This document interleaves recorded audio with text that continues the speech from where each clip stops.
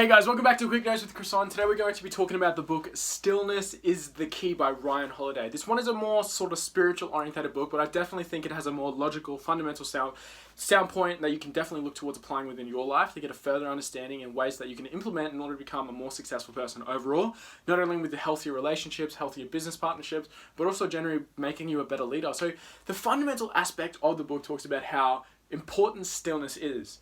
And important just sitting down, reflecting, connecting with yourself, developing a level of clarity. See, we want to be consistent, focused, and focused that we can be called upon in even the most trying of situations. We always want to be able to answer every single situation. We always want to be knowledgeable. We always want to be having the way to react whenever any sort of circumstance comes. That's ideally how most people want to be, especially if you're a leader. So how is it that you look towards achieving it? Well, the book talks about not necessarily putting yourself through a bunch of situations. Sometimes more of the answer is sitting still, reflecting, evaluating, and connecting with yourself spiritually, while also understanding, removing the clutter that was in your life and developing a level of clarity. And I certainly 100% agree with that. I think that too many people are focused on doing most of the time, while sometimes they lack evaluation. See, that's the difference. A lot of people like to think, a lot of people do like to set up and prior plan and stuff like that, but once the action has done, so many people lose the ability to reflect on what happened and how they can learn. The mind, the spirit, and the body must be in harmony in order to achieve a level of success. And I think that there is a level of truth to this. First of all, so what does that mean? We'll break it down further. So the mind, we must learn to think rationally and clearly about our fate. So what is it that you truly want to achieve? If you don't have your goals, dreams, aspirations written down, well, why not? How do you expect to know what to hit if you don't have a clear target that's in mind? Just like shooting an arrow at a target, it's hard to hit it if you don't know exactly what you're aiming for.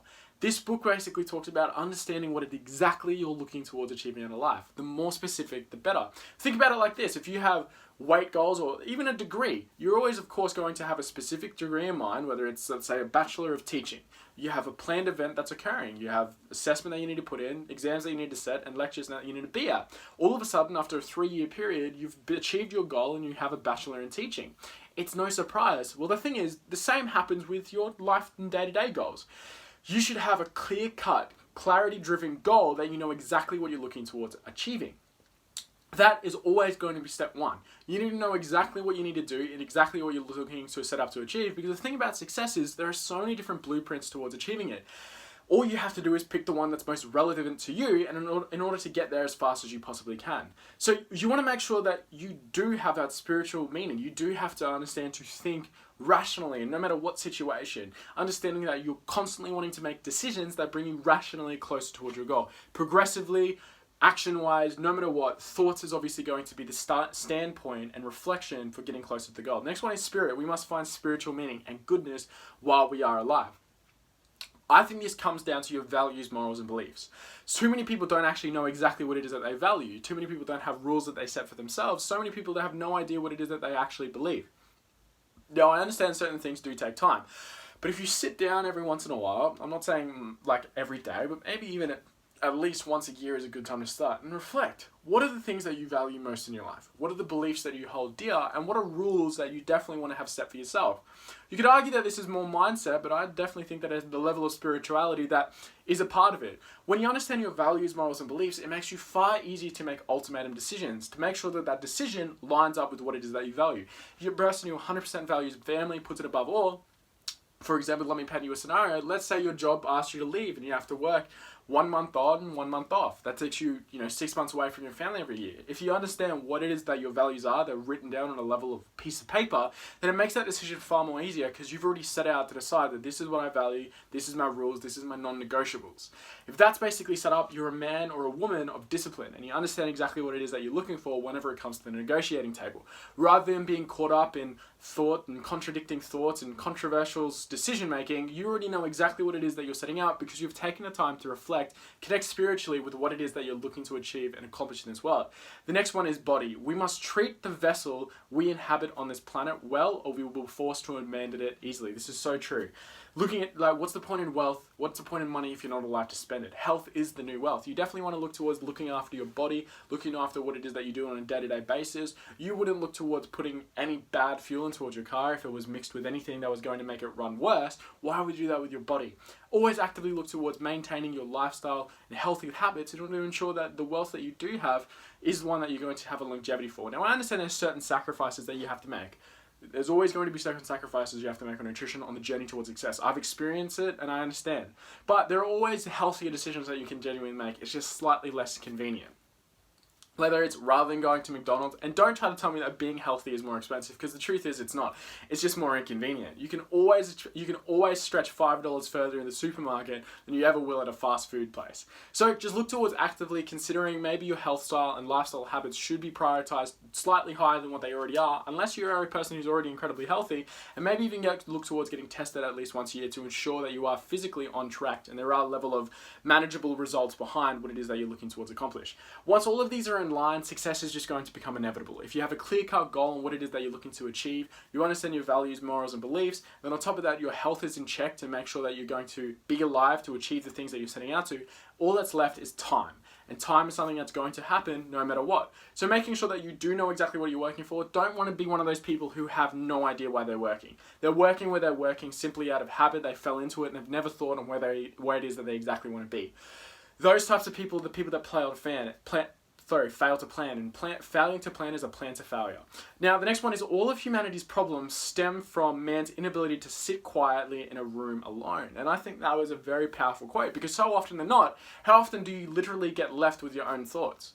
I know the only times that I really get left to my own thoughts is when I'm either in the shower or before I'm going to be in bed, or before I'm about to go to bed. Maybe, just maybe, you should set some timer, maybe once a week, once a day, whatever suits you, just to reflect on life. Decision making, longevity, set it up in order to make sure that you know exactly what thought leading you're actually going to go down. You'll have so much power in doing this. I actually think this is such a huge success trait. If you're able to ponder 30 minutes every single day on what you're looking towards accomplish, the decisions and actions that you need to make in order to get there, and specifically what is happening around you that you like and don't like, I definitely think that is a huge success trait, especially if you do it at a table with a notepad. Map out your thinking, map out where you want to be, and actively look towards evaluating your results. The final thing is that if we can all clear space and clear clutter, clarity occurs.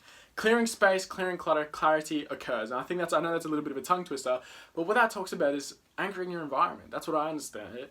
No matter what your goal that you're looking towards achieving is, your environment is either helping you get there or it's hindering you. It's making it harder or it's making it easier. Clutter is things that are distracting you from your focus, not allowing you to progress closer to your goal. The first step that I think whenever it comes to making a major decision is anchoring your environment to it. If you have a bad addiction with, say, alcohol, I'd suggest the first step outside of admitting that you have a problem is getting your house rid of alcohol. Don't put it in your situation. Well, that's the truth whenever it comes to any goal as well. If your goal is to become successful, identify the things that are hindering you, whether it's your entertainment distractions or maybe even the more tough one of your personal social environment. See, more often than not, people live in a negative environment. And it's very difficult to determine if you don't know what it is that you're searching for. But the way that you determine a negative environment is who are the people in your life that are not allowing you to get closer to your goal. In fact, there's no such thing as neutral. So every person's either helping you or hindering you, getting you progressively closer to your goal. Now, I'm not telling you to cut these people off, but you can certainly politely distance yourself from the people that are legitimately taking you away from your goal, and you can still be polite to them. All that's happening is that you're spending less day-to-day time with these individuals, because the truth is that every single time that you spend is an investment, no matter what. And every single day that you're spending your investment, your commodity, your literal means of exchange, you're going to eventually get a return. So you have to recognize who are the types of people that you're investing your time in. Are they going to give you a solid return? Are they going to progress closer to what it is that you're looking towards achieving? I think that if you spend a lot of time on your marriage, if you spend a lot of your time in your relationships, chances are you'll probably have a successful one. I think that if you spend a lot of time in your business, I think if you spend a lot of time in your sport, I think you're going to make a professional career out of it. Well, that's the truth whenever it comes to relationships. If you spend a lot of time with someone who's hopeless, you will become hopeless. If you spend a lot of time with people who force you to level up, you're no matter what going to level up. So it's important that you anchor your environment. Surround yourself with people that are providing you less clutter and more clarity to whatever it is that you're looking towards achieving. I know it's tough and I know it's not easy, especially seeing as though you negotiate certain people because they've been through certain situations, and I understand that.